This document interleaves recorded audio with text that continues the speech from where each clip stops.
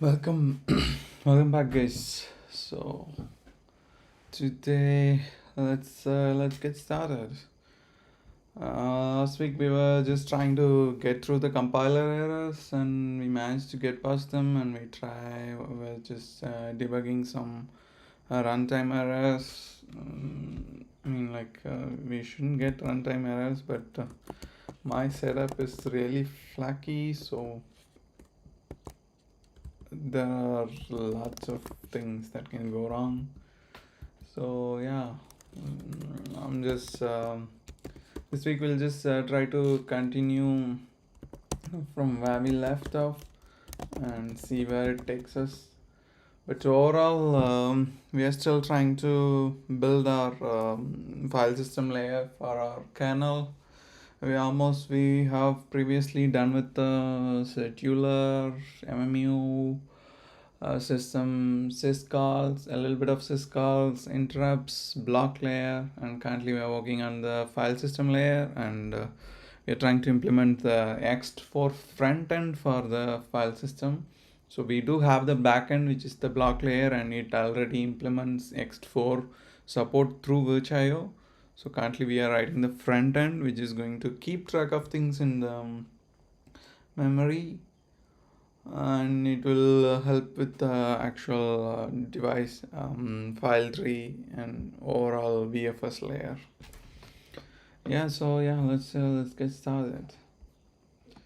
I'm pretty sure I left something off for me to start last week. I don't remember anything, so I'm hoping no. What have we changed?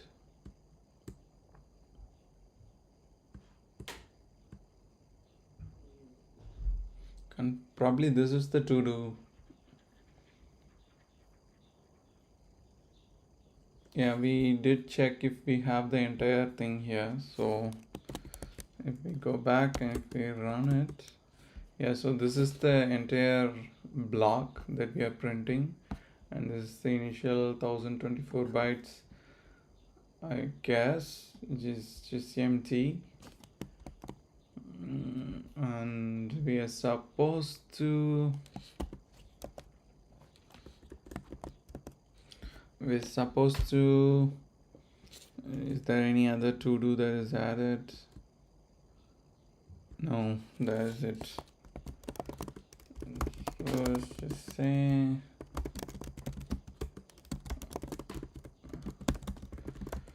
let's just commit it because it's have been really sad lately because of that error that we've had to face last week. So it's better we commit things. Some random version June 27th. Okay, so we have it committed, so it's better. I don't want to push it. At least we have it in commit, that's enough. Okay, so we are in this message. Where is it?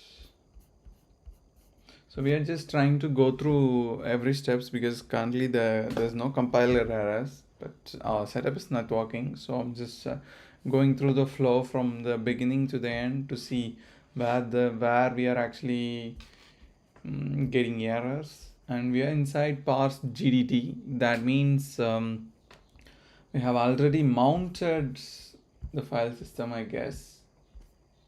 Let's double check. So when we are inside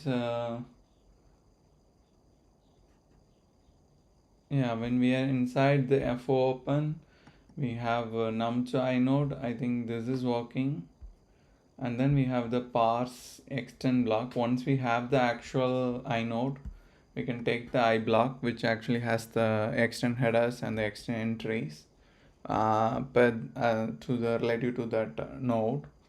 Now we pass it to this helper. This is going to parse those extends and then extend entries. So I believe we are here, and within that we initially check some headers, we check depth, and if it's, and probably we call parse entries. And where the fuck is our example? Probably we did not even reach here. Right. Let's double check what is that. Oh, so we are here. It's parse GDT block. Maybe we are assuming that something which is not even there yet.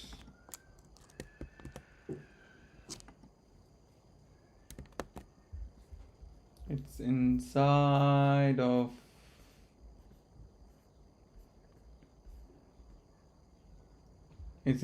mount x4, so we haven't even left this block. So here we inside our k main, once we are done with our old setup where we just check if block write and block read is working.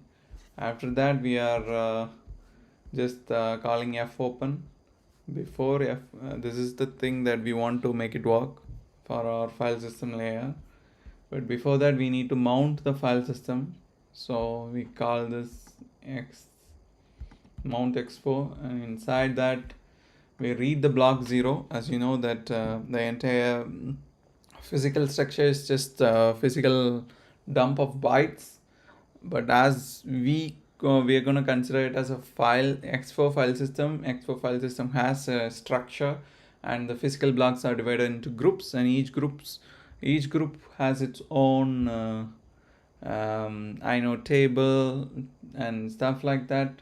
And the first group actually has a special table that is going to give us information about all other blocks, and where exactly within that block we can find certain tables and stuff like that.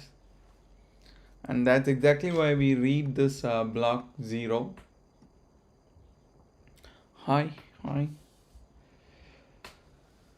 And that's exactly why we read this block 0, and the moment we read that, we confirm if the match bytes are fine. Okay, and then we take some stuff which is like we try to read the block count and number of groups, and okay, that is fine. I guess those things are already working. Let's double check.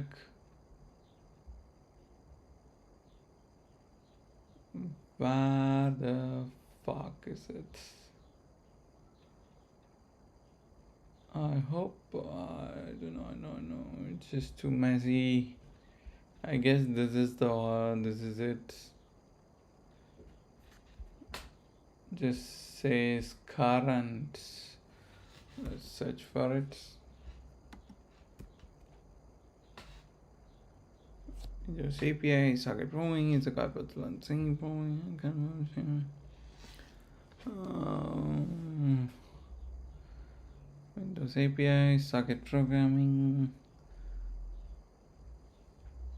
Yeah, it is, but if you want to do and kernel what do you mean by kernel manipulation? But if it's just socket programming or network programming, yes, if you get the basics of C and Windows API, I guess mostly Windows API is C++. I'm not sure, I guess it's C++. But yeah, socket programming should be enough, but I don't know what, and that should give enough information for socket programming, yes. But I'm not sure what you mean by kernel manipulation.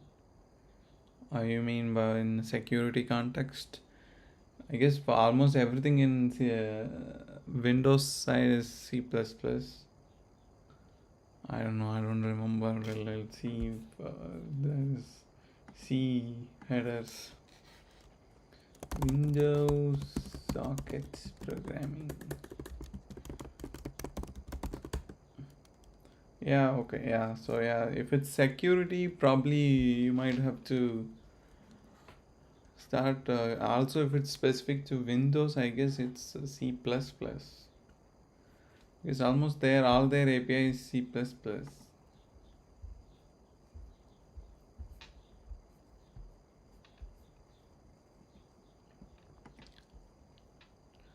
Da-da. Yeah, almost all their API is C++. Yeah, you might have to get into C++ more. They do have a little bit of C, but yeah, but most of their code is C++. But yes, in general, if you can just get into Windows API and that part, mm, you don't really even have to start with learning socket programming and stuff like that. You can just use Python and a little bit of WinDbug and IDA. I mean, if you really want to get into the internals, yes, having that knowledge would help. Let's see, it's system level. But I don't understand your end goal. Why do you want to learn C for specifically for systems level programming? Is it just systems level programming, or do you want to get into cybersecurity? Because if you it's just two different, completely different paths, and you'll have to master different things.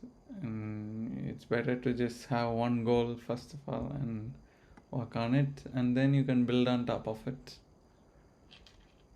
Yeah, but Win API, your structure is already fine. You can just learn C++ basics, get into Win API, get into socket programming, and then you should be able to get into.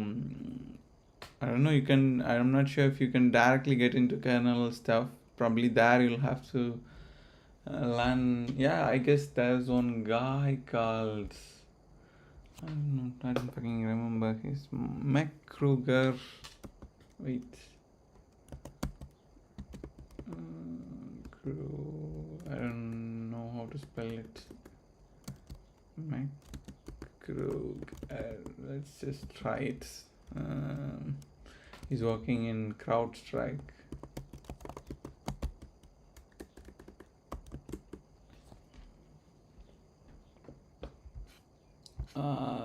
Fuck it. No, I won't be able to find him. But he has a blog. It's just full of Windows stuff, and it's really good.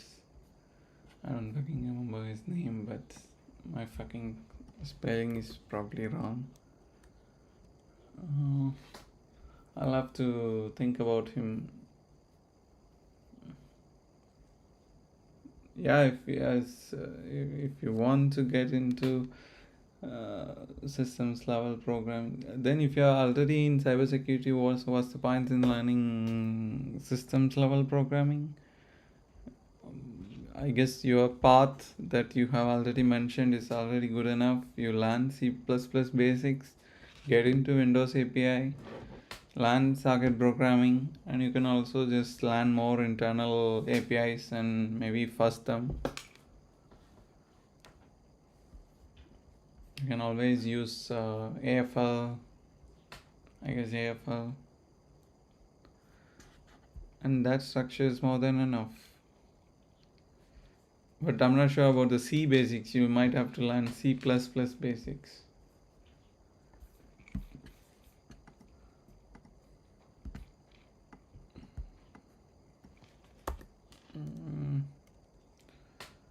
It's something like OSE Windows kernel.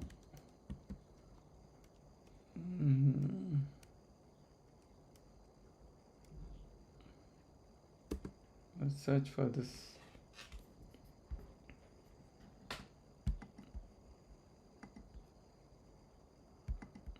Probably this will lead us to that guy.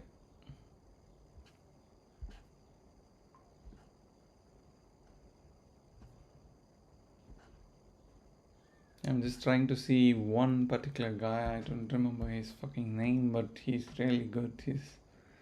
His articles are like fantastic.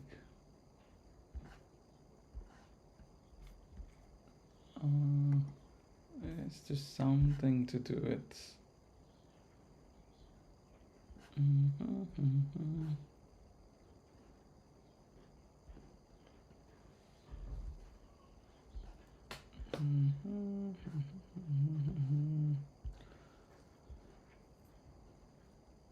Oh,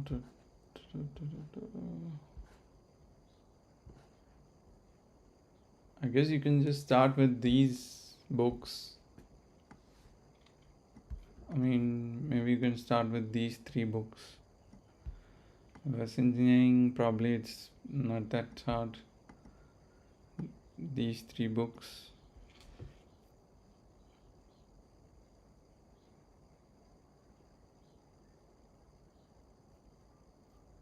Not really. It depends upon what security you are trying to do, because cyber security is just completely uh, broad term. But if you specifically want to get into Windows kernel level security, yes, you can start with these three books. You start with learning in Windows internals. You also need a little bit of Windows debugging, and probably finally, once you have all of those, then you might have to actually think about writing actual exploits, and there you can follow all these articles probably. But I was looking at some other guy, I don't remember his name actually, but he's just so amazing. I'm just trying to see if somehow it randomly pops up here.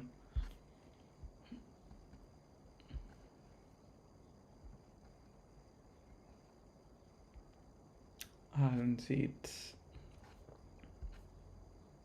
Ah, here he is. Yes, I knew it. And you can try this guy, he's just so fucking amazing. I'm not able to paste it, so I don't know why. It's corner mccar.github.io. He has like some CONNORMC. Yeah, you can try this website. He has like some basic ways to get into stuff, because he started from zero and he has the entire path, and like he has actually found real interesting bugs in Windows, and he's working in CrowdStrike. And myself, I wasn't really interested in cybersecurity, but I didn't have any other option, so I was checking out cybersecurity. But I was actually interested in just programming. But at that time, it was mostly what is it? The I don't remember the fucking name.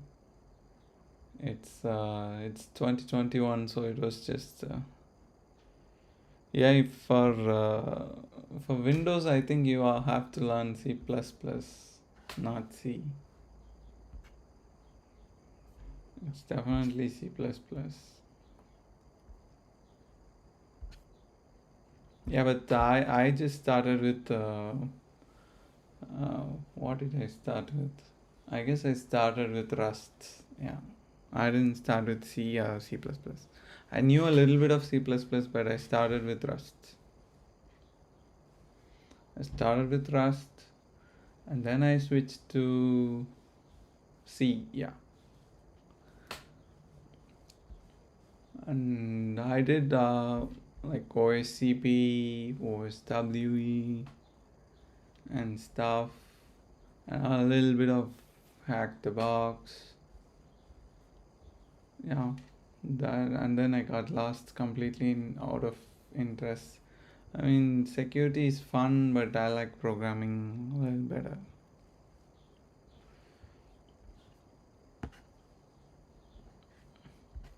But you can always start with C++. C++ should give you enough information to write C. You don't have to specifically learn C for writing C. Yeah, just follow this article. It says some DHN OSE If you can follow this one, probably you are already really good with anything. Also, you can follow that particular person I mentioned. His articles are also really good. Yeah. But start if you want to specifically get into Windows, start with C++. Okay. That's enough of C++. We'll go back to C. Okay, what the fuck did we do here? In in OSCP, you don't do any custom exploits. You just write Python. OSCP is a basic course. You don't really need anything. Probably you might need a little bit of time. Nothing much. There's no custom C or anything involved. Yeah, but it will give you a baseline of what you want to do, and then you can keep working on it. But I would still suggest not to take OSCPs. Just go with Hack the Box or these articles, learn, try real exploits. Learn that way. It's just for fast, so much better. OSCP just costs 1,000 bucks, and it won't give you anything.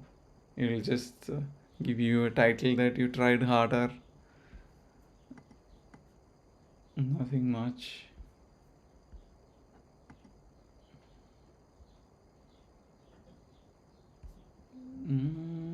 Yeah, we passed all blocks, and then we have number of groups. So we are able to get the count here. So based on the count and based on the number per group, we can get the current group, I believe, and we can also get the inodes per group. We are just passing stuff from the block 0, nothing much. After that, we set up stuff. Okay, this is what is getting printed here. Yeah, this super. I guess this is exactly is getting printed. We just parse everything and add it here. Okay.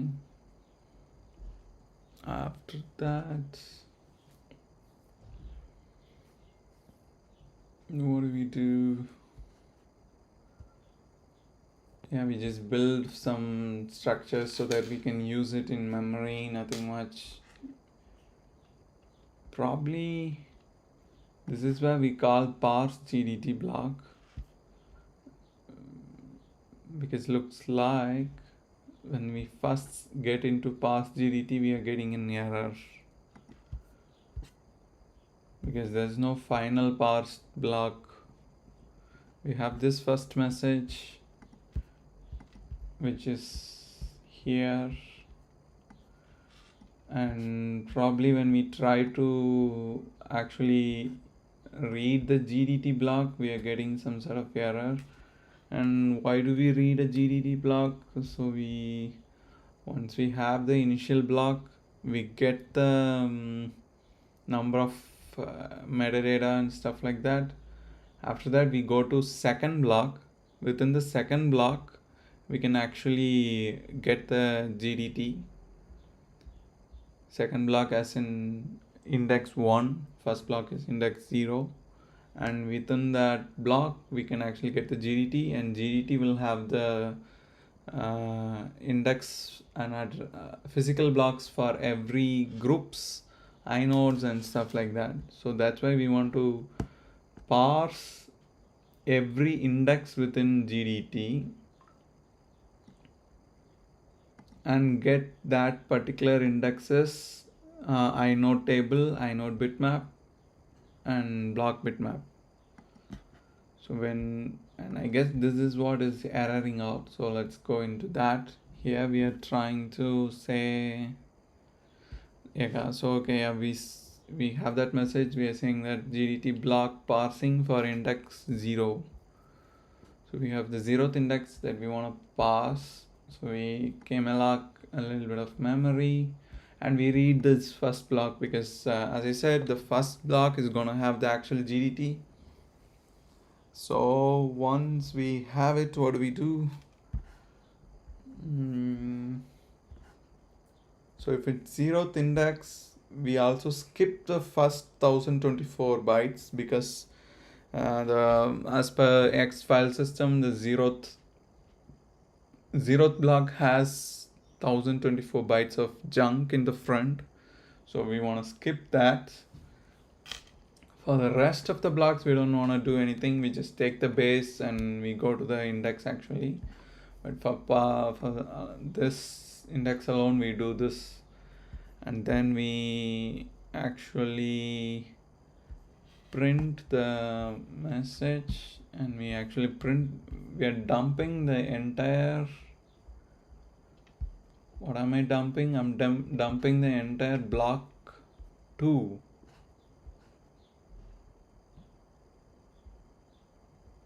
Wait,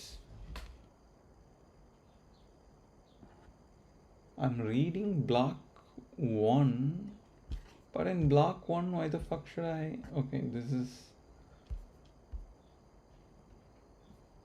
if it's block 1, I should not skip. Oh my god, I'm fucking confused. If it's block 1,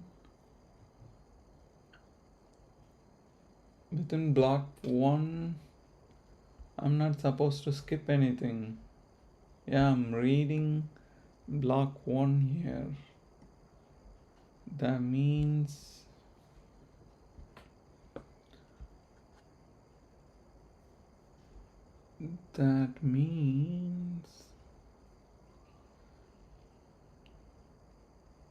that fucking means this is wrong. Because here, when I try to pass index 0, I'm still reading it from block 1.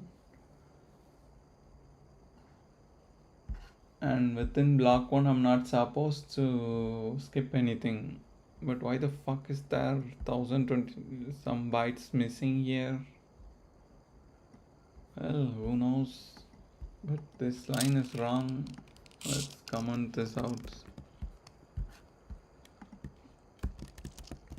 So let's just keep this. So we are inside past GDT and GDT is supposed to be within next 4 disk layouts. And if we come down to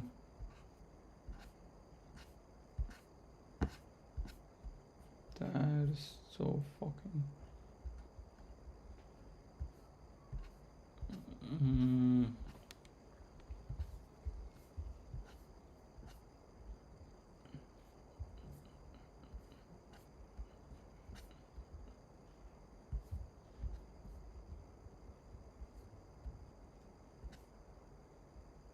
what the fuck?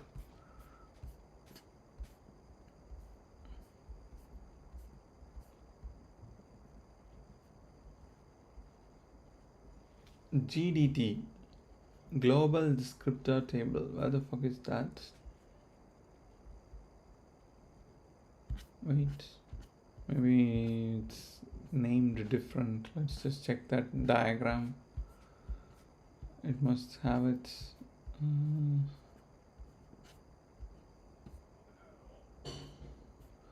Holy fucking moly. I think this is that. Just to be sure. There was one. Where the fuck is that? So the block.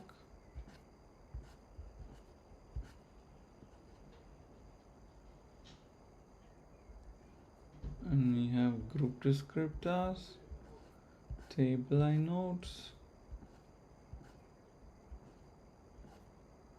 Maybe it's a different article. There was a small table with the actual structure, but it's not in this.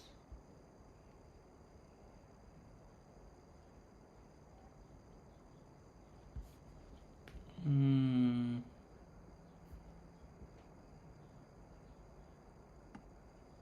See, it's 1024 padding, and we have X4 super block, descriptor block. There was a table like this somewhere. Layout.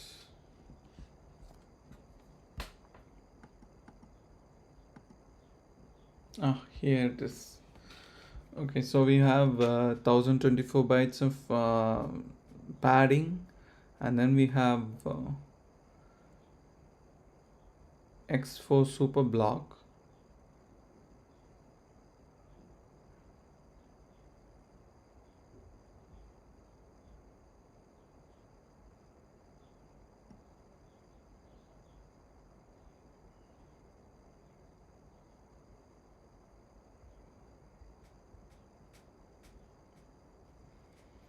Okay, and then we have group descriptors.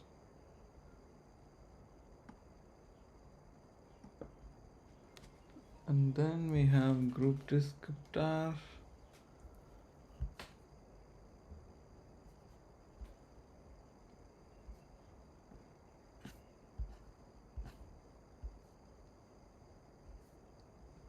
Oh fuck. I don't remember anything. I don't fucking remember anything.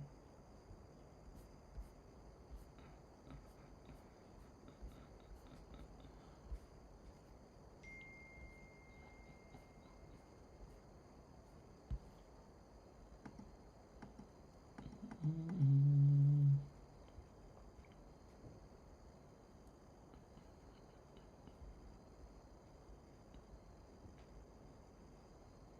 Wait, let's just check it. Global descriptor table X4.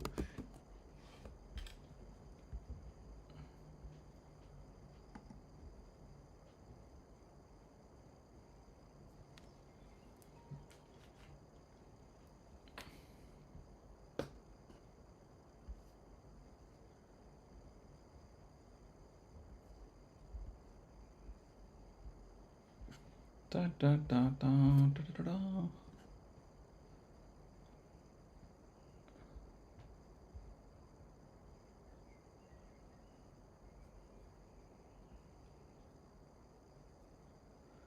So you see we have the GDT, which contains one group descriptor entry for every block group in the file system, and each descriptor stores the physical block locations of groups, inode, bitmap, and table. This is what we want to check.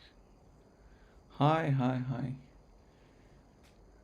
How's it going? Mm-hmm. Okay, so we have one descriptor. Which block? We have this GDT.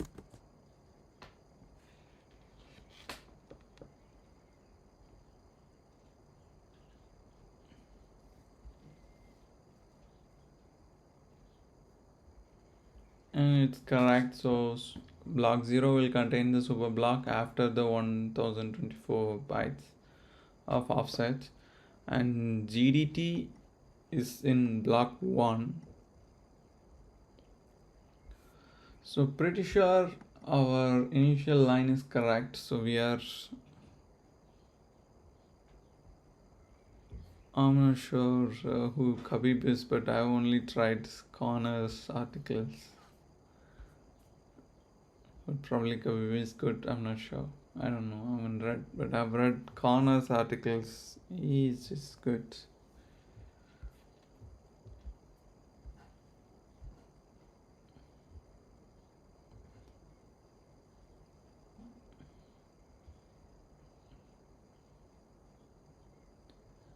Okay, so we have first block, we are reading the entire block. We have 4009. Okay, and then we directly say index and we print the entire index. Okay, let's see what is inside that.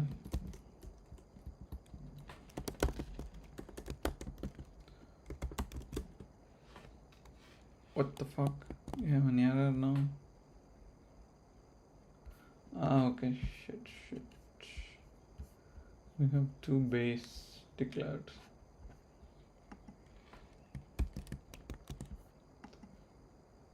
How the fuck did it compile before then? Oh, probably because it's local scope.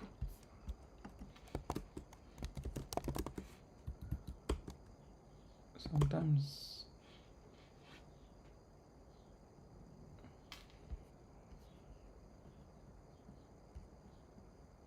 Okay, I believe we do manage to get here, and even our GDT block seems to be having some random stuff in the front, which is just zeros.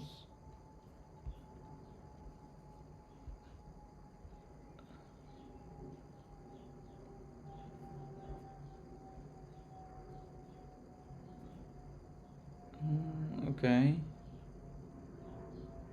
what do we do after that? Okay, so we did manage to get out of this entire block now.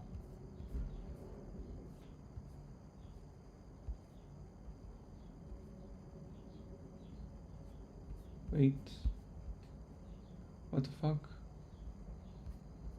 Where am I? I'm inside GDT and I fixed this one line.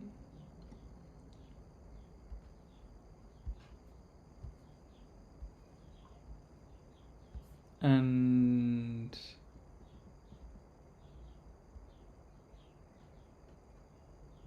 what happened after that is we did not print this.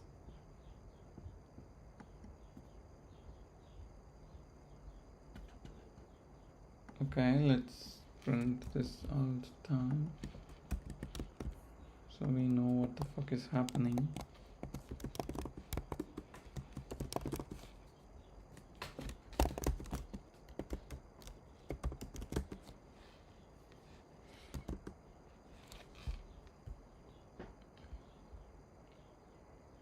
Okay, so we do have GDT parsed. We parsed up to 15th index, and there's only 16 groups, so it is fine because we start from 0th index. That's good. So we have parsed all the blocks. That means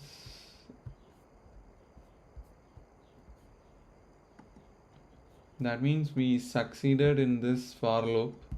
We went through all the groups, we parsed that particular group, and we created an extend group, and we added that inside our overall extend block. And finally we are printing all those stuff, and we also set the extend pointer because we did all this parsing to keep the entire thing in memory. And we say done mounts x4, that is to say we have it here because we call the function, it does all the stuff. Now we are done with mounting. Now we are trying to call file open.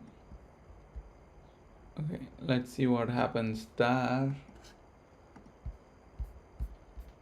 So if we call f open, the first thing we do is that we find the root nodes inode. We get the root nodes inode.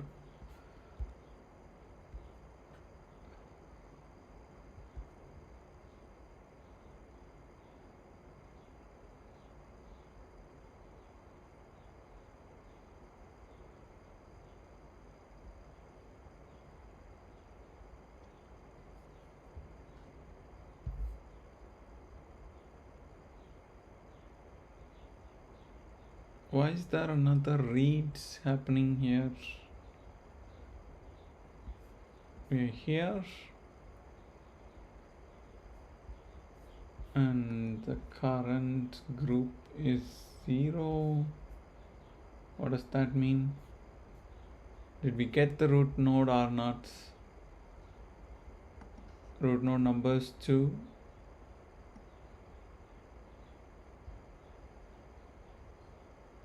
Probably we are inside this now. So if we go in here, we print global X pointer, which is the one that is set by the mount file system, because file system mount is actually mounting the file system and adding all those information parsed into the structure and hold the global pointer so that everyone else can just use it. Okay, now we have, what do we have? Okay, we have the groups pointer, current group, and we have the 3 trying. These two things are same because this is the first group probably, and then we came a lock.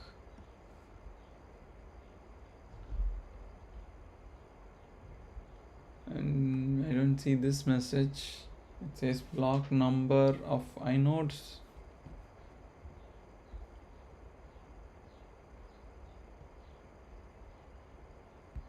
As soon as we reach this, we find something called res. Why the fuck?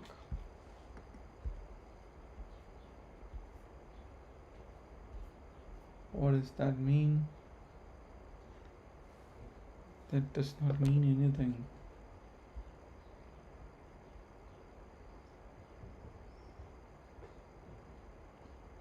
What? Oh, fuck me.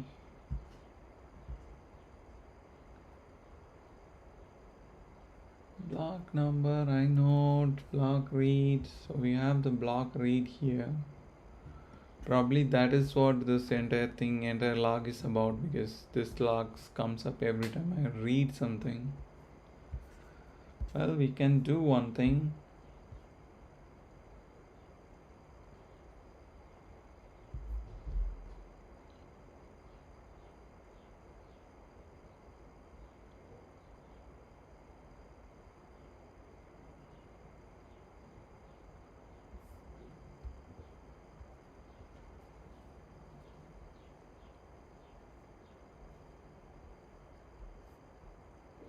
We have this message, root inodes. That message is supposed to be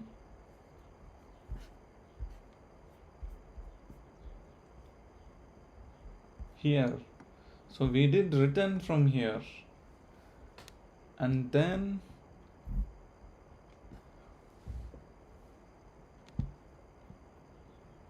what the fuck is that? Okay, so we found the root inode, and then we are trying to parse the extent.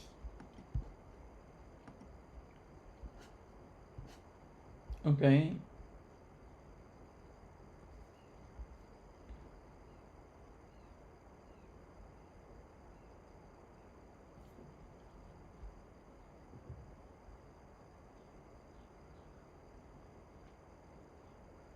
Here the entire magic bytes is just 0.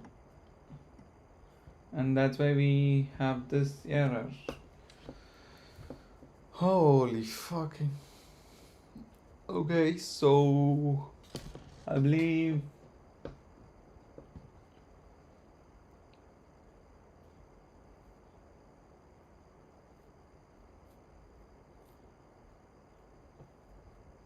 so once we have an entry, we know an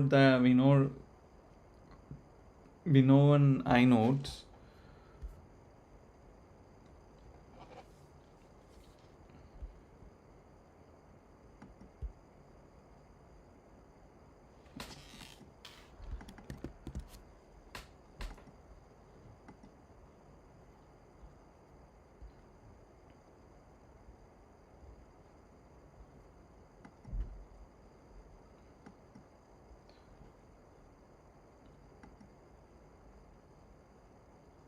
I block, and we pass this and pass that, so we're trying to pass that I block.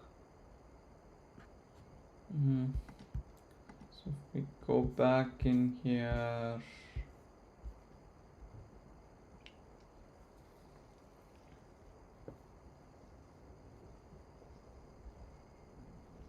let's see if we actually have some data here. So for I and I less than 20 plus I, and then we can just say you are to printf, and we just print a character, and it's going to be,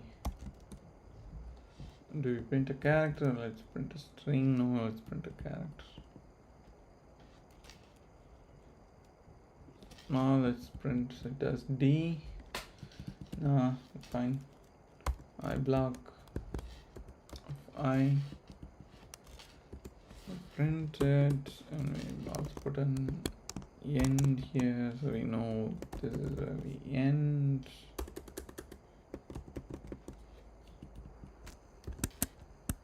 And we copy it, and we can also just paste it here and say I block value for, let's just say I block value for,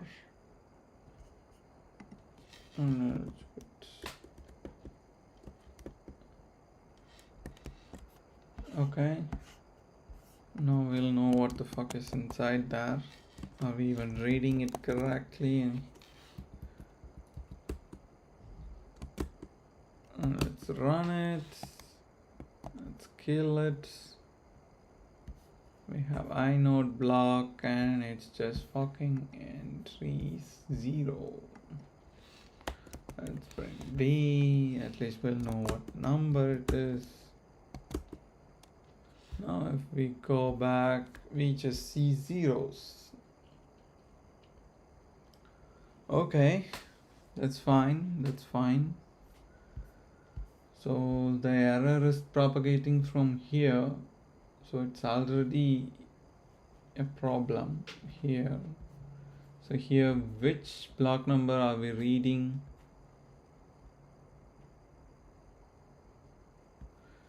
Let's just put a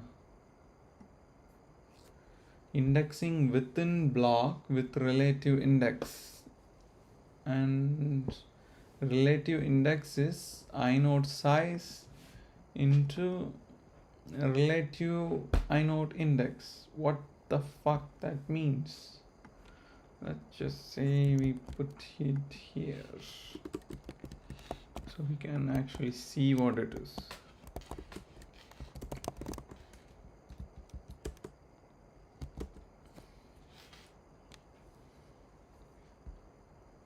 Okay. What? I don't see my time. Okay, it's been 49 minutes.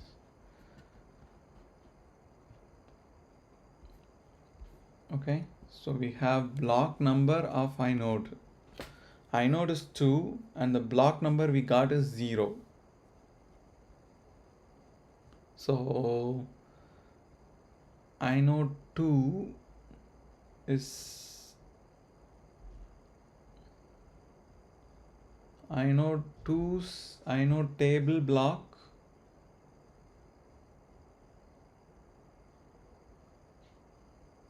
What?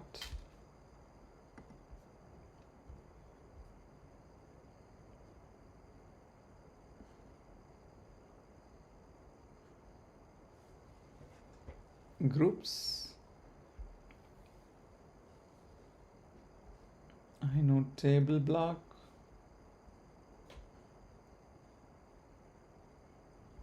And we read that inode table block.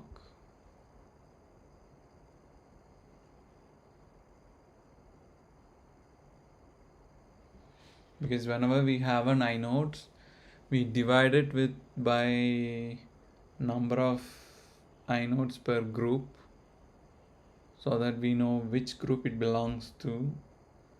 And probably we ended up, because we have inode and inodes per group, that would give us the group. So the current group is supposed to be, let's put all this information here so we can actually see it and reason about it.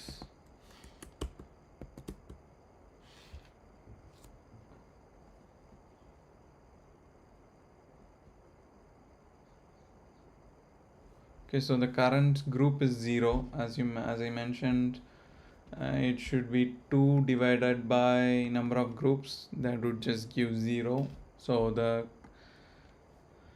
inode 2 is supposed to sit in group 0, and then we consider the relative inode index. That is the index within that inode table. So that would be inode divided by inodes per group. So within that block we have many inodes. So if we divide the inode by that group, we would actually get the relative index.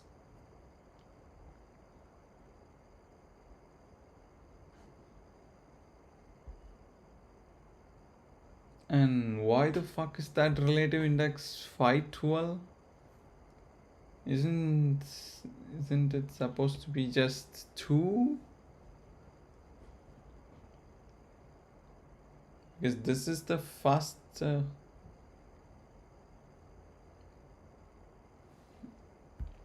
maybe we did some calculation wrong. We have inodes divided by inodes per group. That would actually just give 0 technically, isn't it?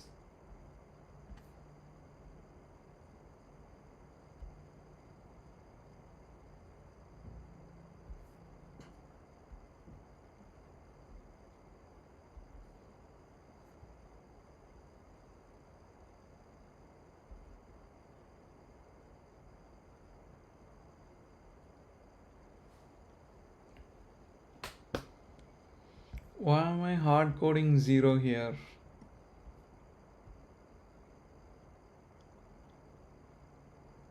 Okay, because I just need inodes per group, and inodes per group is going to be in the 0th block's super block. So it's fine.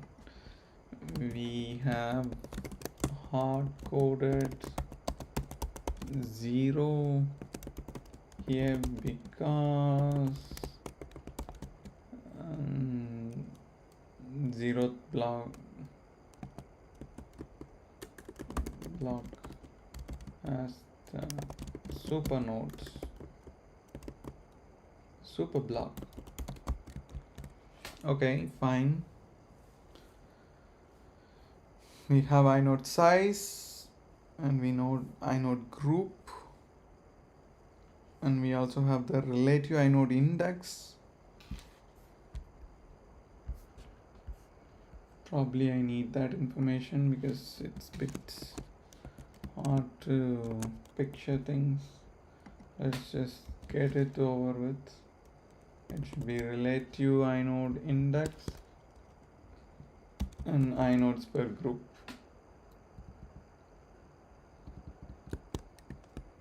This should give us why we got 512, which just seems a bit odd.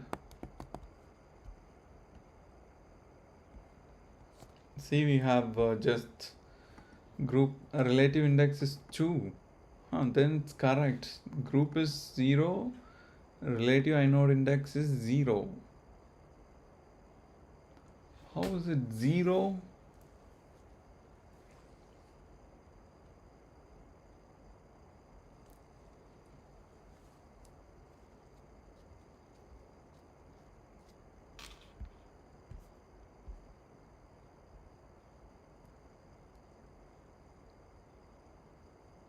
So first first 800, um, okay, we'll actually just use this index within that global GDT.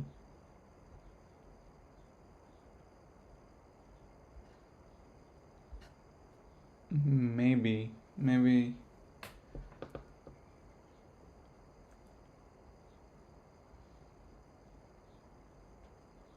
And this is where actually we have to add that zeroth index check. So in case this inode is, so it's going to be uint 64 t read, and if inode table block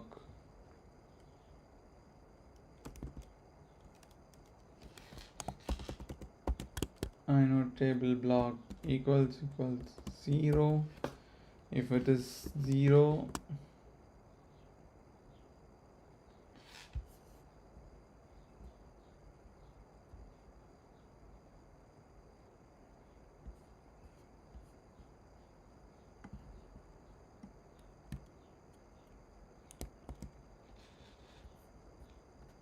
not this,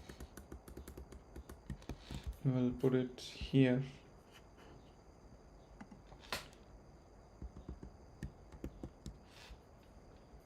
If it's 0, that in that case alone we can just set buff plus equal to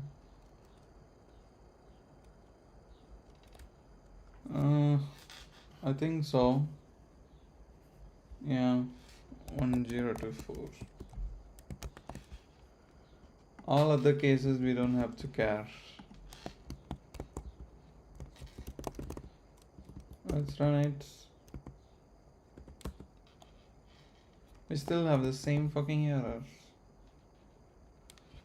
Oh my fucking god.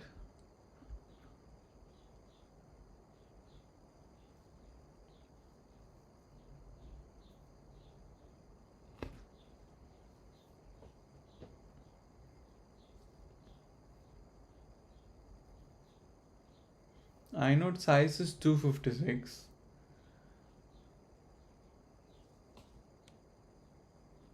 So we take the buffer and we add 256 to it, and we now know this is the starting point of that index. This is how we are actually considering it.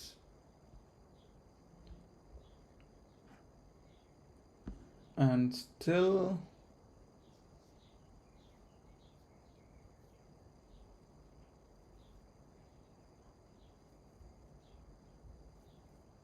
the inode block is set to 0. How?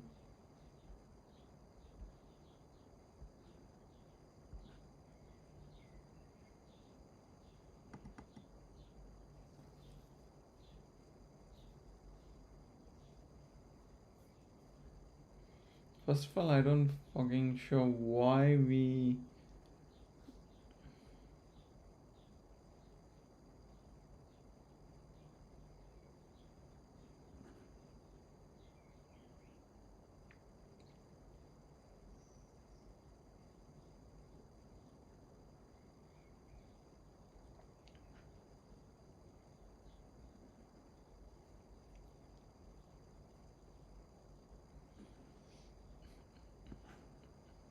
So this indexing is correct because we have an inode size of 256 bytes.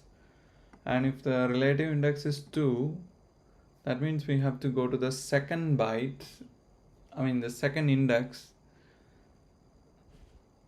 That's just 250.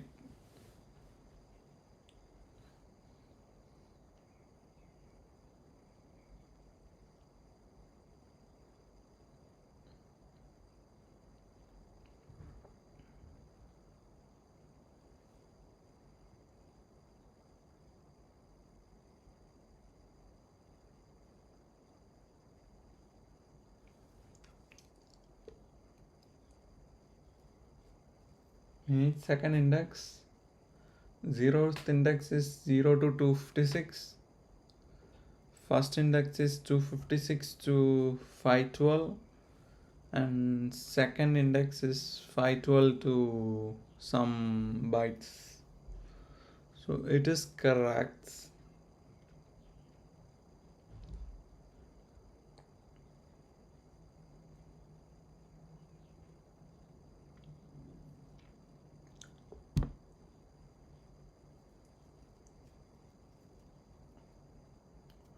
So we have inode table. Inode table is just 0. And I'm pushing forward it. And I still see this. I guess GDB is the only way. Probably that's the way we have to go.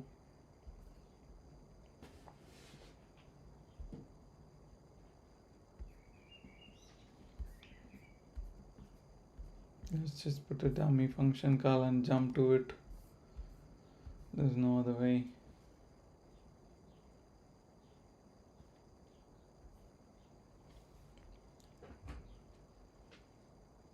Inode table block.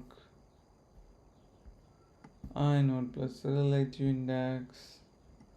But how the fuck is this 0? Maybe we have to print the entire buffer. But it is 0th block. 0th block is supposed to have zeros in the front. And right next to it is what after that. And then it is supposed to have this.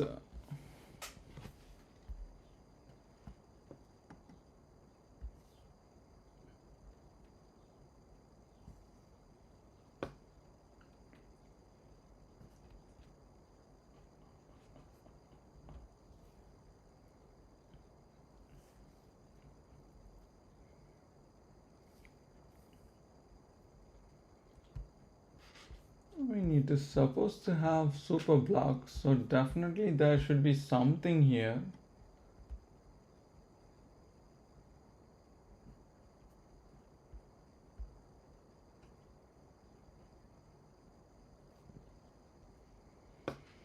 Also, I think this logic is wrong because in the 0th group, we have first 12 bytes as padding, and the first block, and the rest of that is supposed to have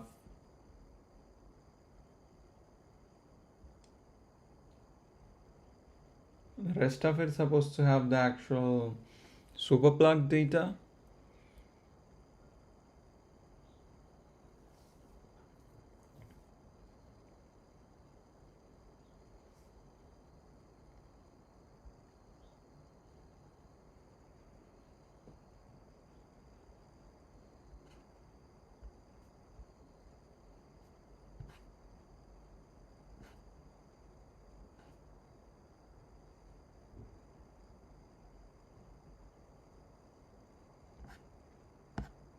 If we actually read this value, which is buffer plus buffer, which is just 1024, we should be reading this node, which is the total inode count. It should not be 0. So we are reading something else. So that's one issue. The second issue is the first block has 1024, around 3000 bytes left. And what does it have?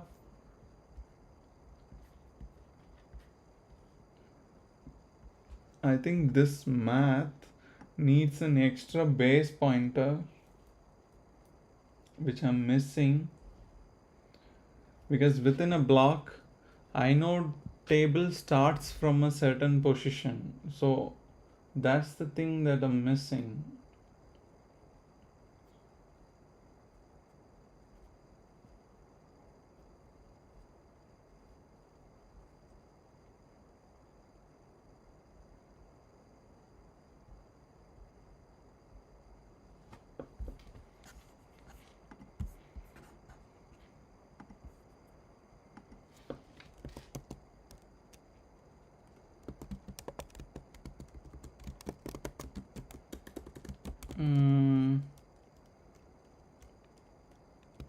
block plus inode table, etc.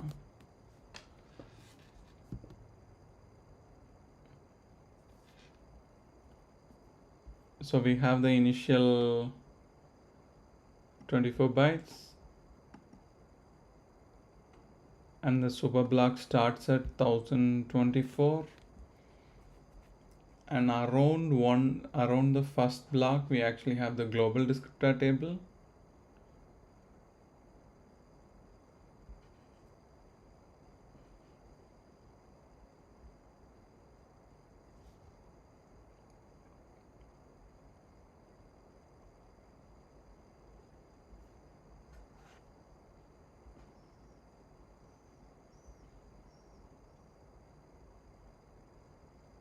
See, I know tables are here, so I should be starting my read from here. That's the issue. But right now what I'm doing is I'm just skipping this 1024. I'm starting from there as a table. That's just wrong. That's just fucking wrong. Was the arithmetic calculation to reach the inode table base address within a block?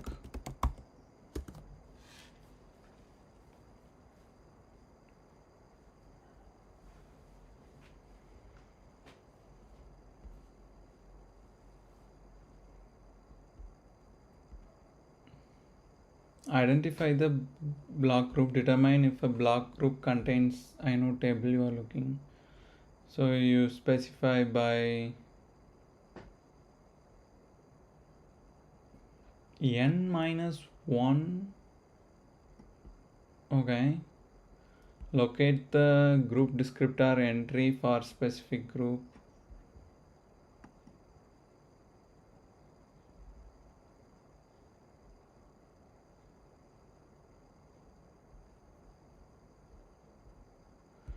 So we read this address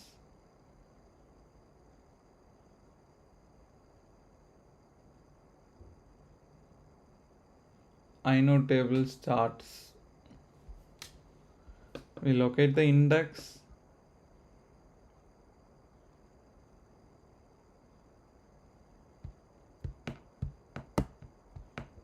And then we calculate the byte offsets.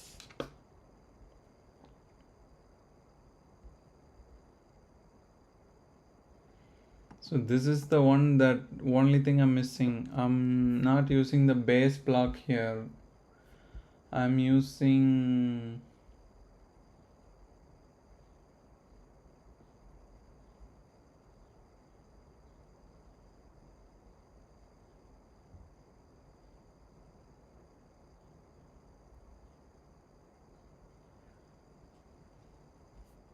I need to go to GDT.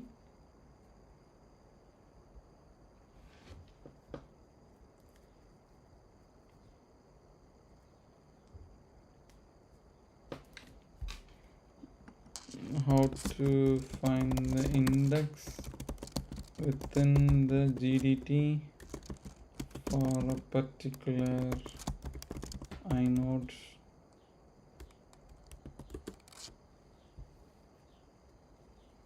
Maybe I'm wronging the I'm asking the wrong question.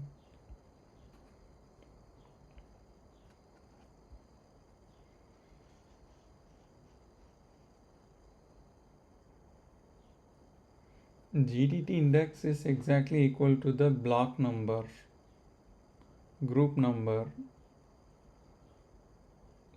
So we retrieve inodes per group. We have it already.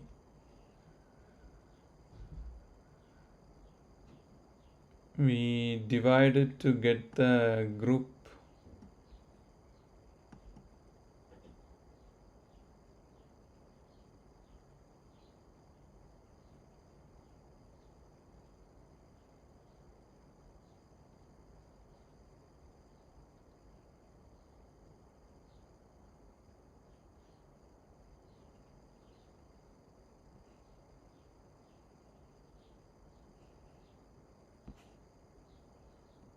Okay, I guess we are doing it's almost correct. So we have the inode number.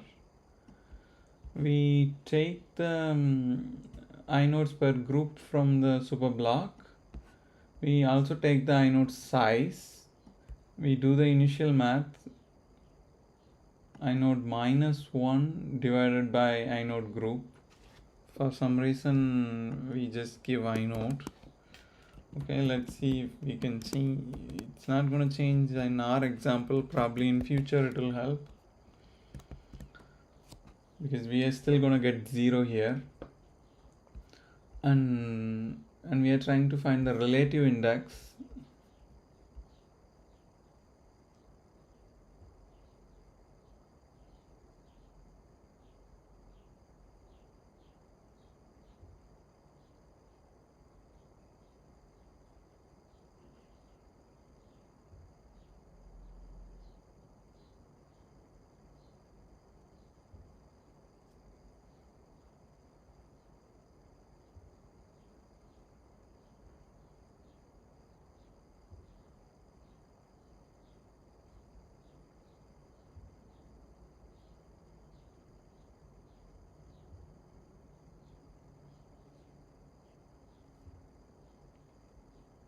What the crap?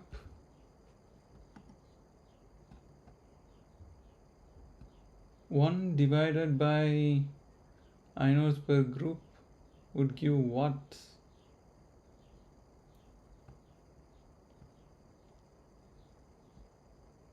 It's just going to give me...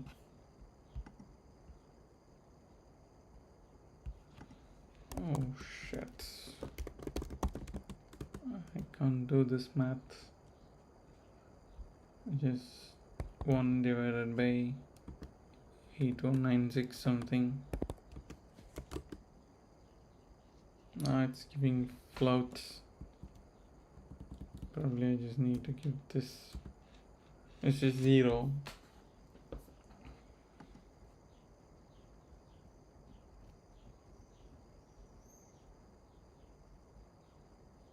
If it's just 0, I know that I have to go into the 0th group,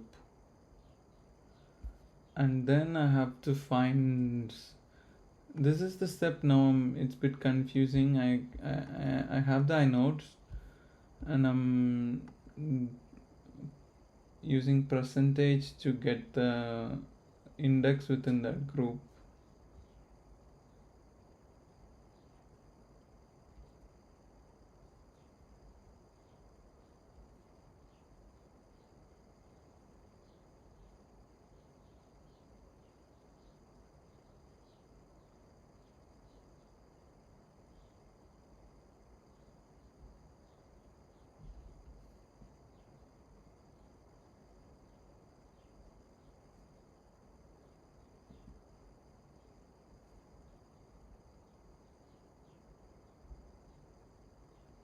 Maybe this information is wrong. That's why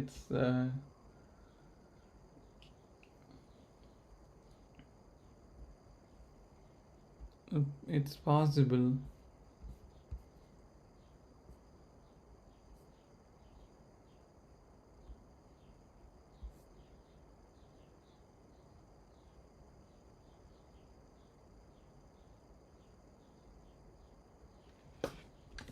Current group inode table. How the fuck did I find that actually?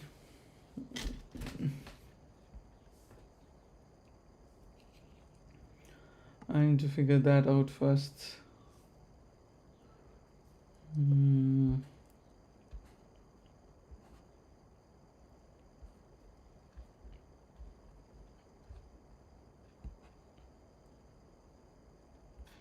Because as per this logic,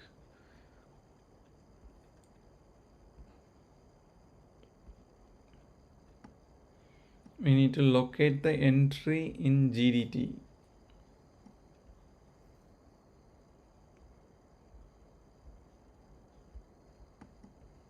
GDT index is from the step. So in our case, GDT index is 0. So 0th block should have given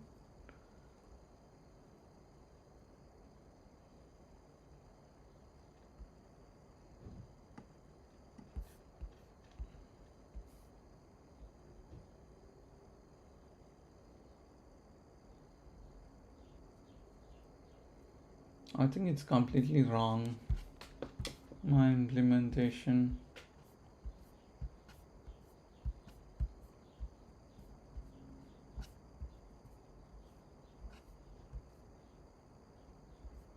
So here I go through, so there are 16 groups. So for every group I go to the GDT, which is just block um, block 1. Within that block I use the current index into descriptor size. This is what is this. So I get the offset within that GDT, and I get these values.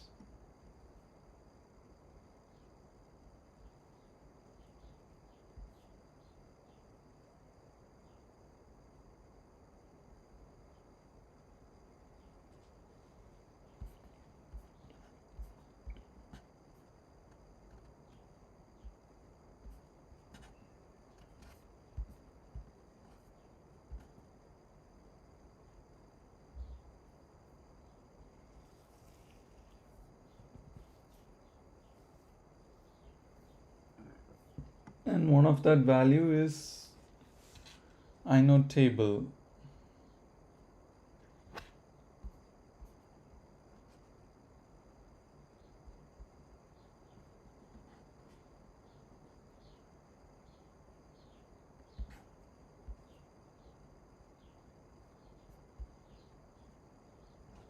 What we can do is, let's just change one thing. Instead of parsing everything, let's just parse one entry and see if it's working first of all or not.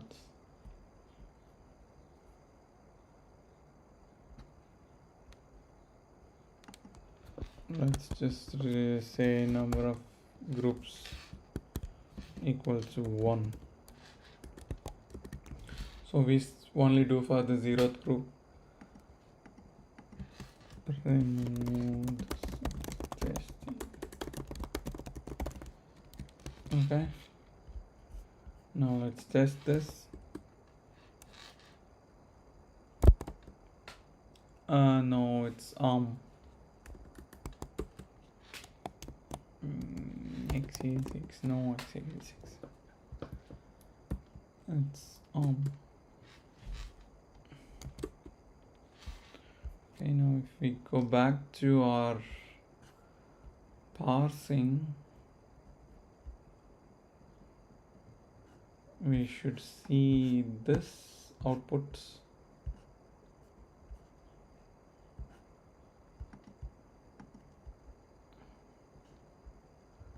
I think it's V6. I think it's V7. I'm not sure. I forgot. I'll have to check that.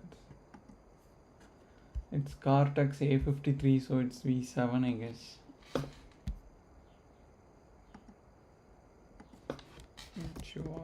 Cortex V53.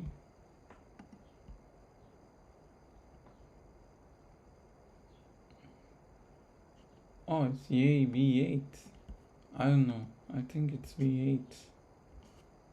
No, I guess it's V7. I don't know. But it says V8. Maybe it's V8. I don't know. But it's Cortex A53.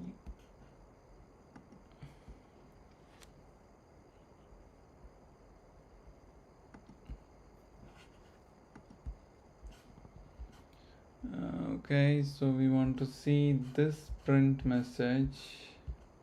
It's GDT parsed for index.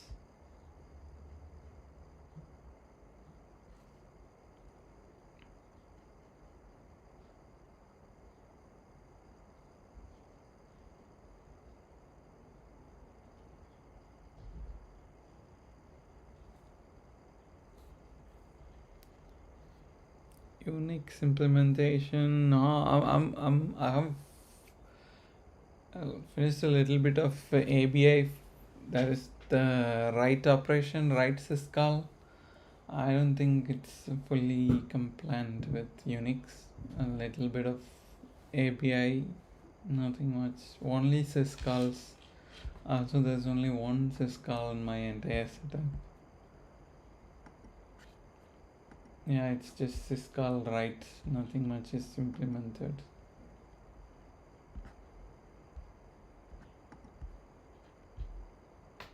Yeah, only syscall write is implemented. And it's following the same Unix API.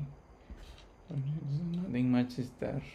Yeah, I wouldn't say it's unique in Unix implementation.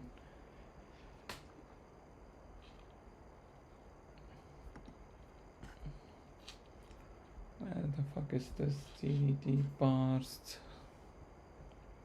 V6. If you have an actual device, probably it would be nice. I'm just using Camo.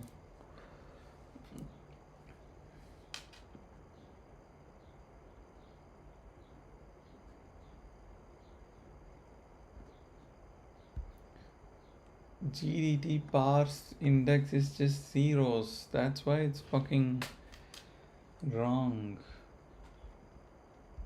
Okay, what did we read then?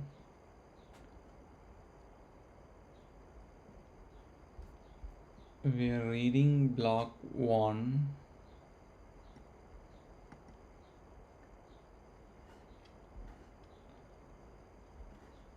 Block 1 current index into descriptor size.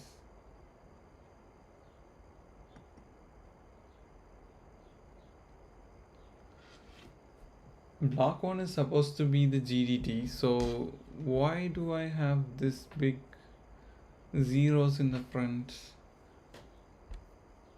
Oh, following step.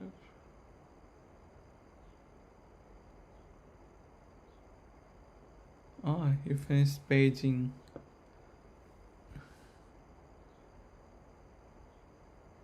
Xfat.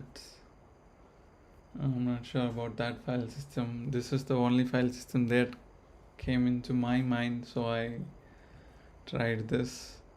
But which IO already handles the back end, only the front end should be handled by us. Paging was even worse for me. My paging is just still a lot of handheld stuff. This is how my initial paging is looking. I just manually mapped everything, and even now my half of my physical pages are mapped, directly identity mapped.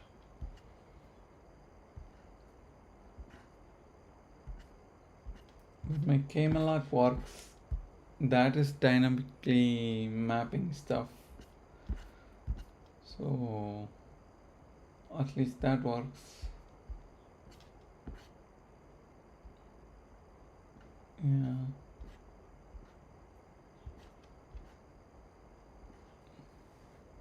Yeah.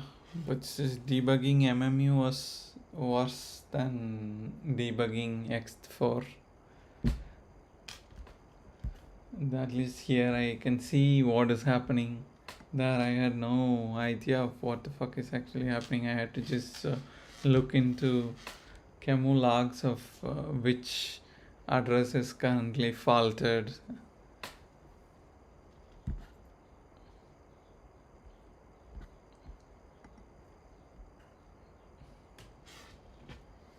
Yeah, but yeah, keep going. It's interesting to implement everything on our own.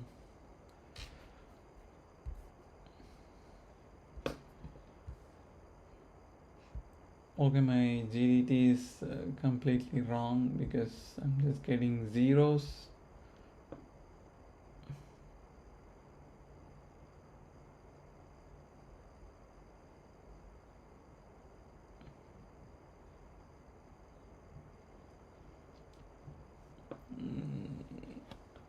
No, I didn't enable catch.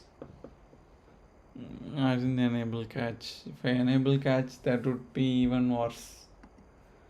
I have only implemented direct virtual paging. That is, every page directly just goes to that table and checks it. There's no catch enabled. At least that's how I remember it. We'll see.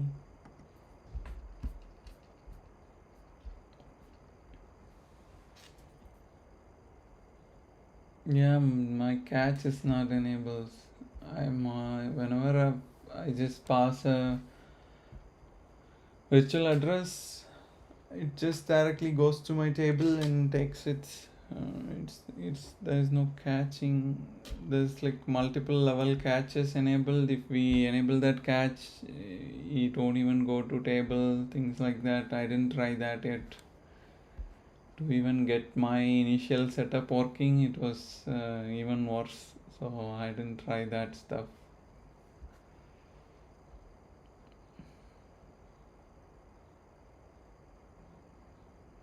Yes, no, right now this is what I have done. If you have 0x, if you have like what,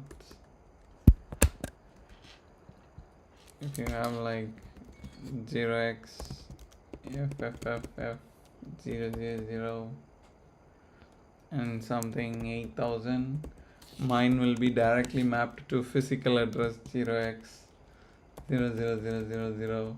This is my only setup. So every address in my virtual range is just mapped to physical. This, I guess, yeah, but it has some offset, but yes, everything is directly mapped.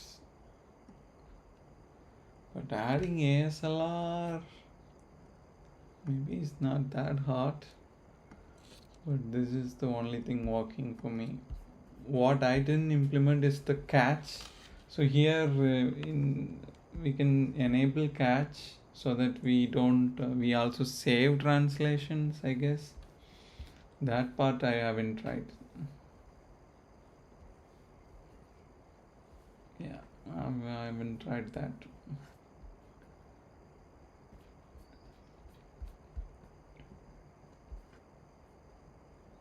Also, my page tables don't have permissions. Everything is directly mapped as read, write, executes. You cannot set my table entries with specific permissions. All my entries will get read, write, executes. Probably I'll improve that in future. We'll see.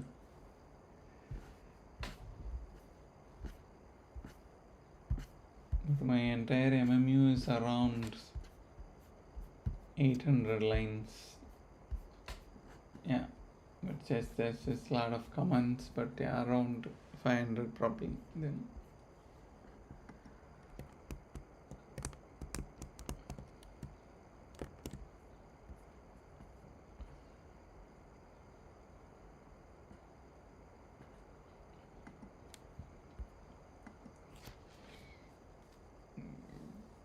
Okay, what I was doing?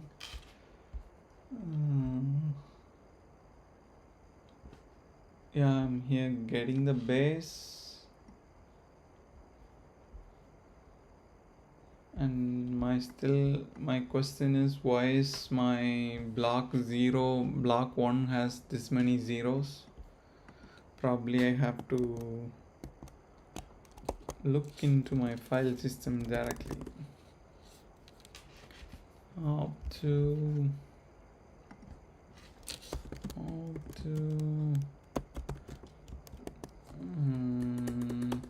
read GDT from ext4 image commands. If we have any commands, you can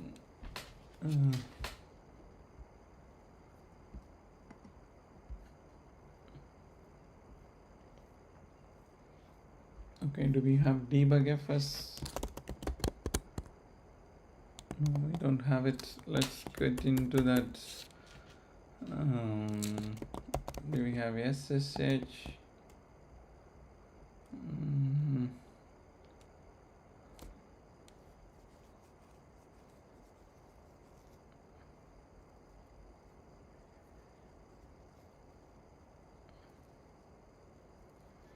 yeah, I think in my setup it's always read write execute, because I didn't know how to exactly set that, so I just set every bits.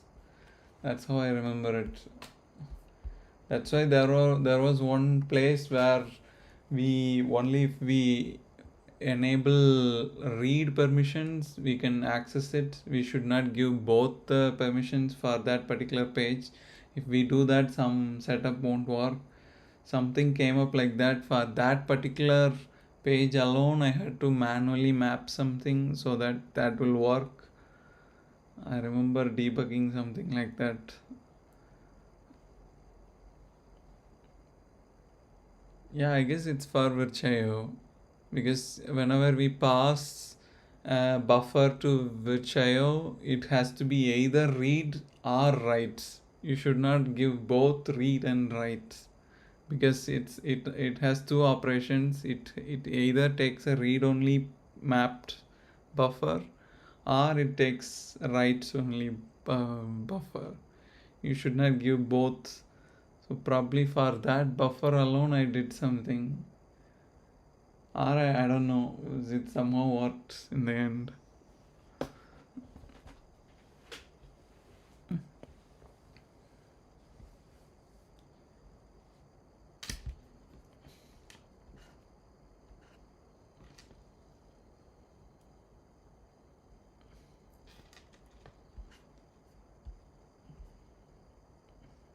Okay.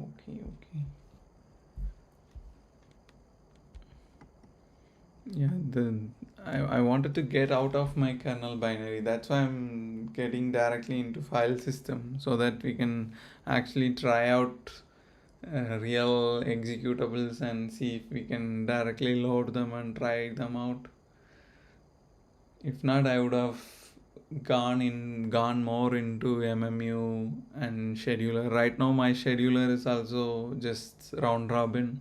It just takes every task one by one with time slice. But I wanted to test it with some real example. Like even for testing my syscalls, I need some executable, and all my executables are already in kernel.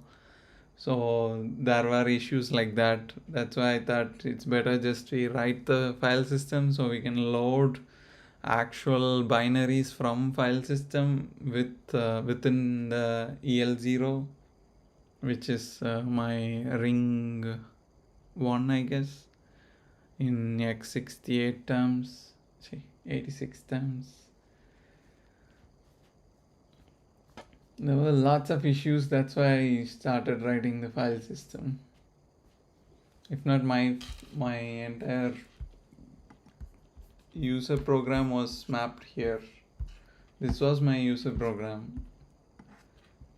It just has one syswrite. Yeah, my timer works. Timer fine, somehow I got it working. So I have one syswrite, and this setup is working, but it's just that it's still inside my kernel ELF, and this entire program is also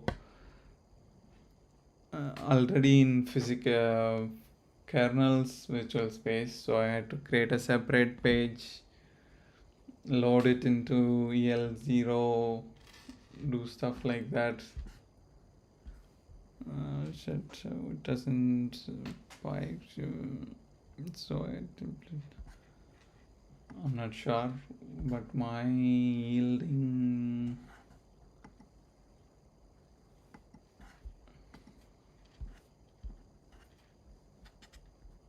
My scheduler is really easy. It just checks the current context time slice. If it's not 0, we just keep going. If not, we switch the context. And my timer is, wait, I guess there's some milliseconds.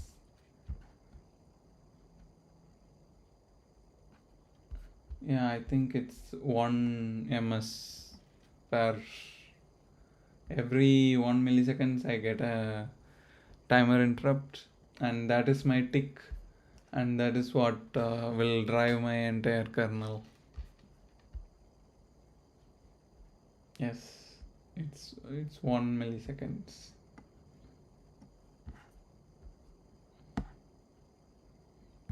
Mhm. So it's pretty slow, I guess, in that sense.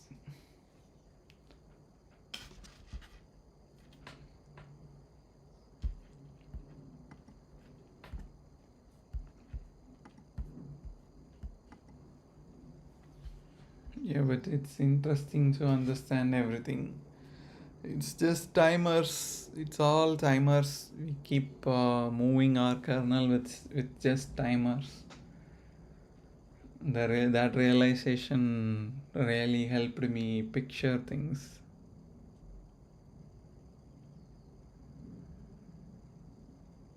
Yeah, I have. Yeah, because I have already implemented syscall, I need interrupt handling because I need my EL1 to EL0 switch. So somehow I need an interrupt. My interrupt is also pretty simple. I just have my vector table with all those interrupt EL sync entry, IRQ entry. I'm just gonna save context, call the dispatcher. When I get back, I just return it. And based on the interrupt, I have different calls. And I guess this is my EL1 sync entry. This is the syscall. This is for timer. Yes. Yeah. And if I go into this, I think this is where I handle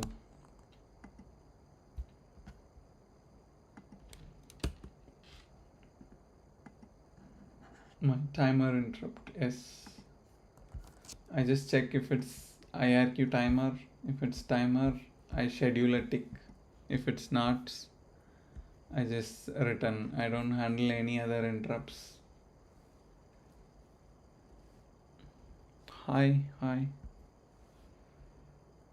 Yeah, I check. What is this? Okay, this is to check if I'm actually in EL1 or EL0.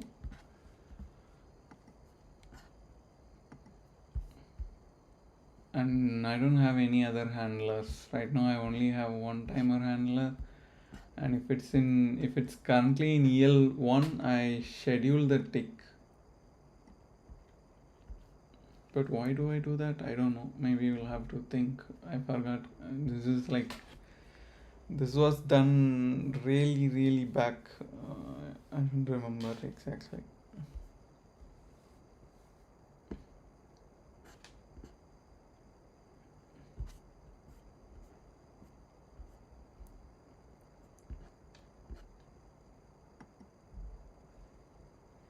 Use LLMs. LLMs are just data.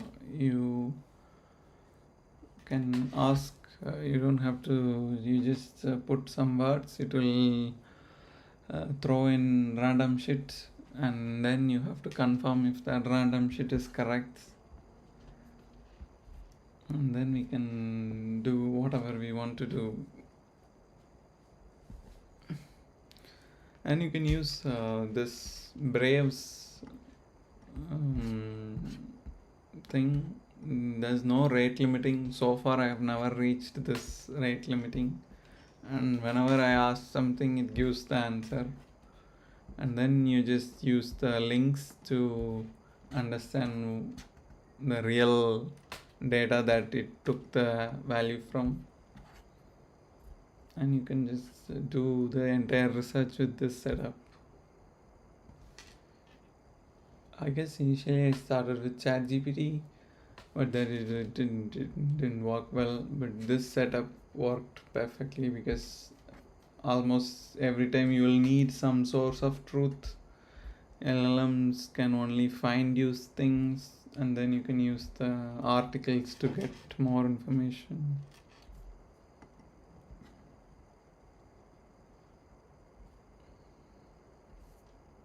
Yeah, that's how this entire thing was developed.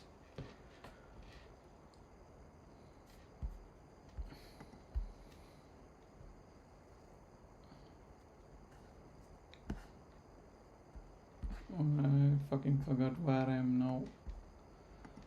Okay, I guess I am in.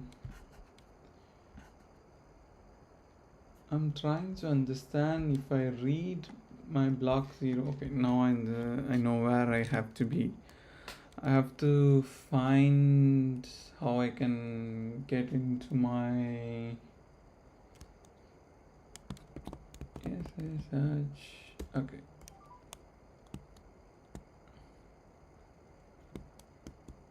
Not this. Do I have any other SSH? Okay, I have this. Here we can check this debugfs. Okay, we do have it. Okay.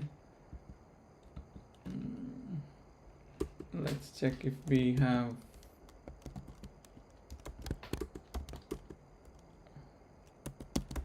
One thing we can do is we can just start Docker.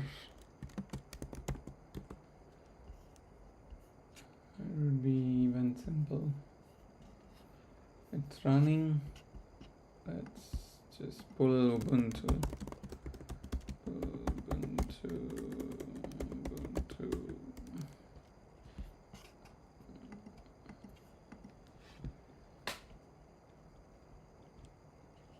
Ubuntu size is keep increasing. Once I used to see that entire image for like 10 MB, I guess. Now it's around 70. Docker run IT Ubuntu latest bash. Okay, it's working, so we can now just take this ext4 image that we want, and our ext4 image is ext4 this. Let's just take that and put this, and let's map it inside that. We'll go this, and let's put it inside ext4 fs.img.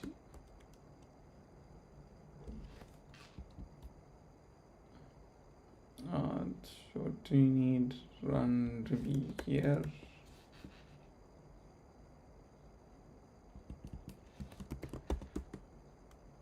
What the fuck?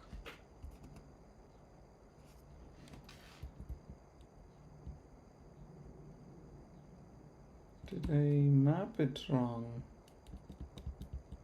This should be correct. Maybe I should put it after that.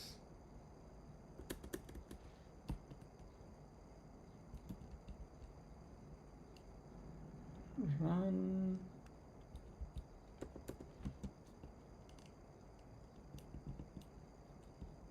Definitely not after. Let's try.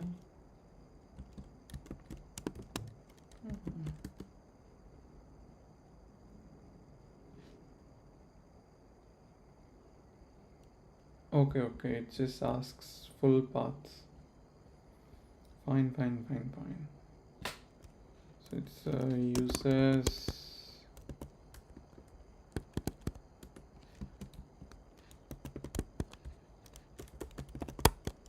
Java and desktop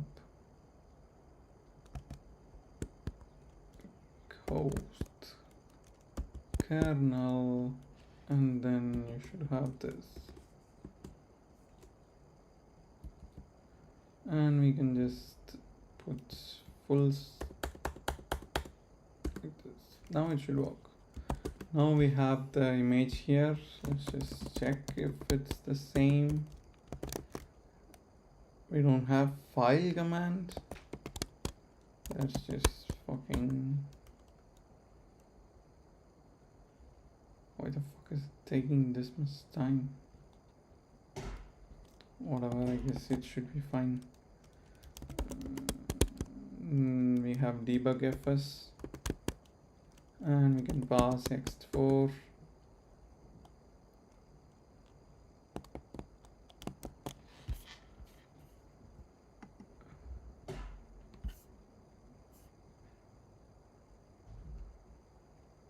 Inside that we should give stats.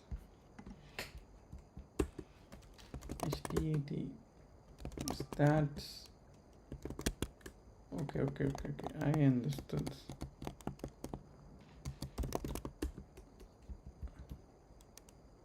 Maybe it needs this, or it is fucking with me,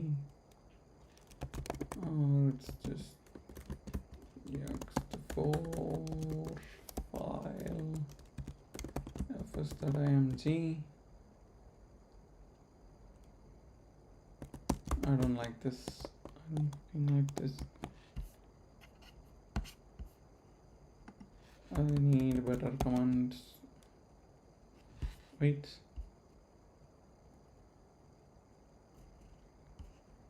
Let's see if we have this.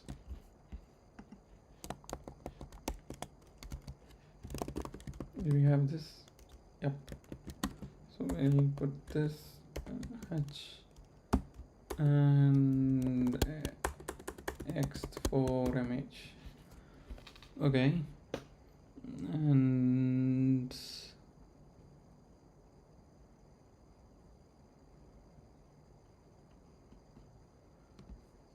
group descriptor size is 64. All those values are fine. What am I looking for?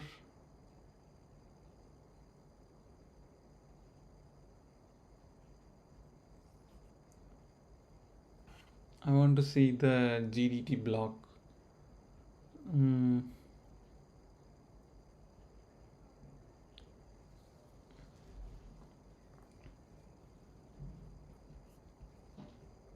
I think maybe we can just write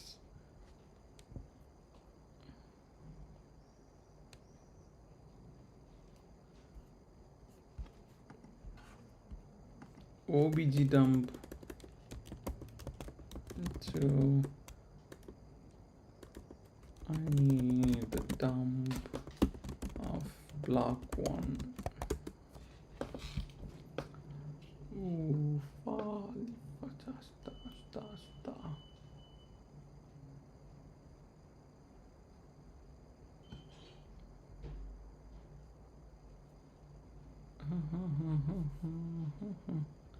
Okay, so our size is 496. We skip first block and we only take one blocks, so this output should work. And we can just take the image, and it's just ext image, and we can pass it to XSD. We don't have XSD. Do we have a hex editor? We don't have that too. Install hex editor.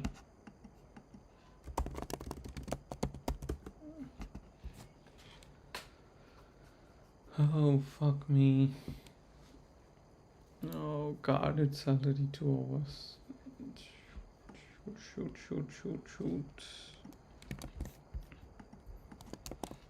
Right.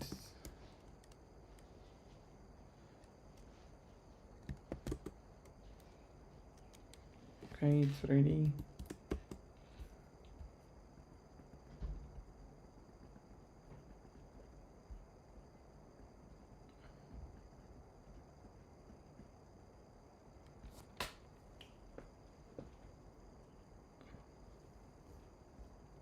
The first block actually has some data.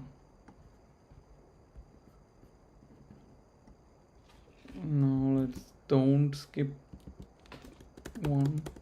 No, print it. Less it's less is not found. Oh fuck me.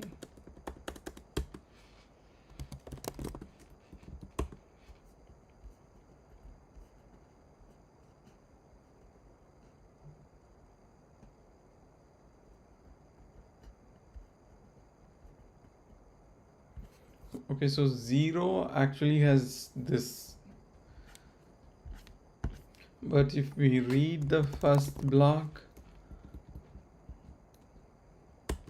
it does have the proper things. No, this is not this.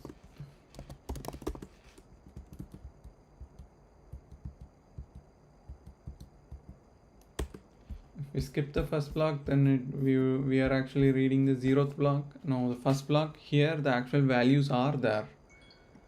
So our block read is the culprit. Fucking block read.